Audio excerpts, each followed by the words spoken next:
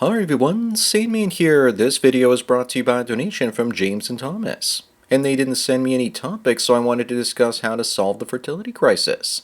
I've mentioned many times before that the only way for the human race to survive above replacement fertility again is if we use artificial wombs and robo-nannies to reproduce. I don't see any other way to solve the problem. Children were an asset on the farm and they're a liability in modern society, so we aren't reproducing in numbers sufficient enough to replenish the population. Women won't like men creating technology to take away their birthing monopoly, and they'll probably petition governments to stop that loss. But governments will most likely ignore them because they want tax-paying citizens in the future to mooch off of. If single men nor single women are willing to reproduce, then governments have this technology, they might just use it themselves. Children born as kids to the state. The tradcucks will also fight the technology, but even they're at 1.9 to 2.0 replacement fertility in America. Traditionalism won't save us, and the current gynocentric society won't save us either. And both sides will be pissed off at the solution. But humans will embrace the technological solution because they're lazy. And there's a book out there about how only 2% of people are willing to take the stairs given the choice between stairs and an elevator. We tend to choose the easiest solution to fulfill our goals. People would rather go to work and pay a daycare nanny to raise their kids rather than spend time doing it themselves. So people would definitely accept a robotic caregiver for their children if that option was available, because it'd probably do a much better job in the daycare and would most likely be doing a better job raising a child than a human being. The kid wouldn't be neglected and the android would actually be able to pull off from the experience of millions of other prior customers and kids. People will probably protest against this even while not having enough kids or raising them, but eventually it will be embraced. Someone was recently messaging me being very critical of my legacy, saying that people were using my talking points to promote so-called male supremacy. I told him that people take the easiest option, and he told me that the only way to fix the problem between men and women was for men to fight for their rights and the men's rights movement to win. I told him it's not going to happen, because women, simps, and white knights tend to make up the laws, and I was involved with the men's rights movement, and they never accomplished anything. The guy contacting me seemed very young and idealistic, thinking that humans would work hard to fix the problem. Not with AI about to create cognitive diminishment in the majority of the population. To be able to think, you need to be able to write. And kids are already using AI to write their assignments for them, and Gen Z and Alpha are already seeing their intelligence drop compared to older generations. I also told them that I believe that women should keep their rights, and that they can girl boss their way out of existence for all I care. He thought that just proved that I wasn't for having men live their own independent paths, but that I was just demonizing women too much. I told him the goal was to bring female nature to the surface so that men can understand it. The goal was to make MGTOW mainstream, and to help it sink in, you need to get guys to feel the red pill rage. When it comes to women, you have to appeal to men's emotions and not necessarily just their intellects. As for technologies like sex bots, artificial wombs, and robo-nannies, people a couple hundred years from now are going to wonder how we ever made it without them. Science fiction writers often predict the future perfectly because they understand human nature and what technologies would make life easier and project that humans will invent and use them in the future. That men need a replacement for sex, companionship, love, reproduction, and childrearing. That in this day and age, relying on them from a wife is just too damn dangerous. People want the most efficient and cost-effective solutions. Growing up as someone who spent most of his childhood alone due to not knowing how to speak English very much until I was around 7 or 8, and because my parents didn't put me into daycare or junior kindergarten, I got avoidant personality disorder. That and I was an only child up until the age of 5 or 6. I can't tell you how terrible it is living with that condition. You want to spend time with people and get close to them, but after a short period of time you just want to push them away. But if a robo-nanny or robo-friend existed while I was growing up, then I wouldn't have to deal with the feeling that I want people around and I don't want people around me simultaneously.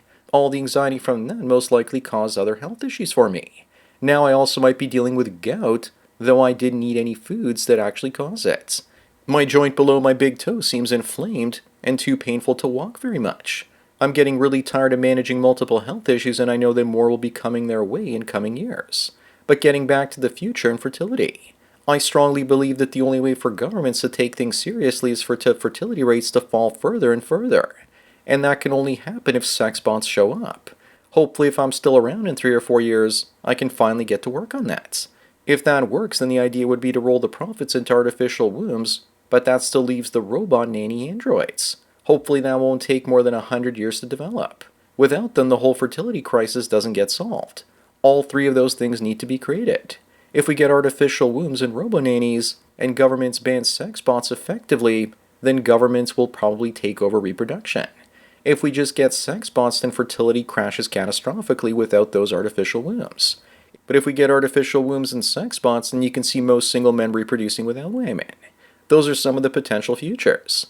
I don't know the ultimate outcome in that order, but I do know that eventually the human race will spend more time socializing with technology than we do with other people. We're already there with social media. People would rather spend more time online than with their friends and family. People are already starting to have AI boyfriends and girlfriends. Putting their program into an android is inevitable. It just comes down to timelines and innovation. I remember a few years ago watching a Sam Vaknin video about human socialization, and he reached the conclusion that human beings don't actually need each other, that we can get our dopamine from digital devices instead of one another. In fact, watching porn is easier than going out on a date and having a relationship so you get sex, when it comes to getting dopamine. Why do you think the gooning has become so popular? Sex was the carrot to trick people into reproducing, and now with technology in our pockets, sex has a lot less power. So much so that we're now in a sex session. And the amount of sex people are having continues to fall over the last 10 to 20 years, meaning that fertility rates will probably inevitably fall below 1 in most Western countries. The young people not dating or coupling up today are the same ones who won't be having kids in 5 to 10 years. It's going to get a lot worse before it gets any better. Our only hope is to innovate our way out of this human mouse utopia experiments. The only way Dr. Calhoun was able to temporarily keep the mouse utopias from collapsing was basically by introducing new mice, but within a generation or two they too stopped reproducing as well. That's exactly what's happening with mass immigration in the West. Once those outside places like India fall below replacement, which they have, then that strategy no longer works.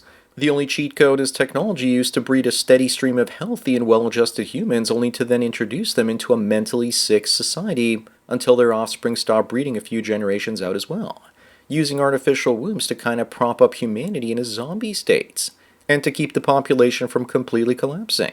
Previous civilizations like the Romans, for one, also dealt with this same problem, and they brought in foreigners in as citizens from wild areas north and east of the empire. We don't have that luxury because the whole world is pretty much civilized now. We don't have the luxury of time either. It's a race against the clock to build those three technologies as quickly as possible, before our populations fall too far and too fast.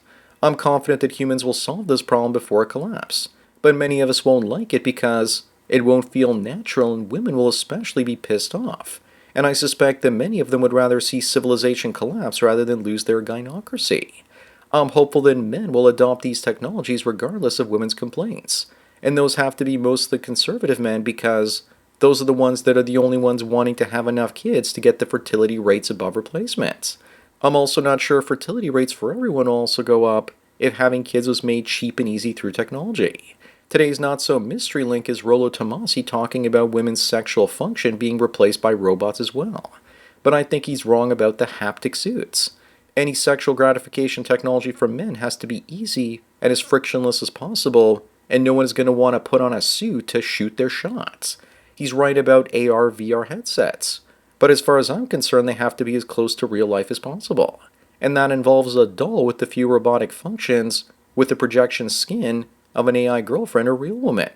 Even still, the dolls are heavy and they don't clean themselves. But that's the closest solution I've seen to this problem so far. And it's still going to cost you multiple thousands of dollars when you take the AR glasses into consideration. Unless, of course, you use your phone, which becomes VR that films everything outside that's real and augmented and then projects things back to you. I can talk about this all I want, but in the end I'll have to spend $500,000 to $1 million trying out different combinations until I find the best one. All my experience building Lego MOCs is training me for that, because I have to pick the best colors and designs, and I have to keep going back over and over again over my older designs and refining them. The same thing will need to be done with any virtual sex system. I'll know I have it when everything lines up perfectly with enough attempts. Being creative and building something, you always imagine it one way, and then when it's built it looks totally different. That's part of the process. Anyways, that's it for today. Thanks again to Thomas and James for the donations, and I hope you enjoyed the topic. Don't forget to smash the like button, the way then men will eventually be smashing machines named Barbie instead of real women named Barbara. Bang the bell and check out the mystery link. Follow me on BitChute, Twitter, and Facebook to get tomorrow's video today. Subscribe to me on Minds, Odyssey, MGTOW.tv, and Rumble to get the video for the day after tomorrow. Also, if you want to help me keep on making content, then please support me through Subscribestar. There's a link to it in the description. Or you can do an hour-long coaching chat with the same man for $45 and I won't rush you out the door like a cheap whore.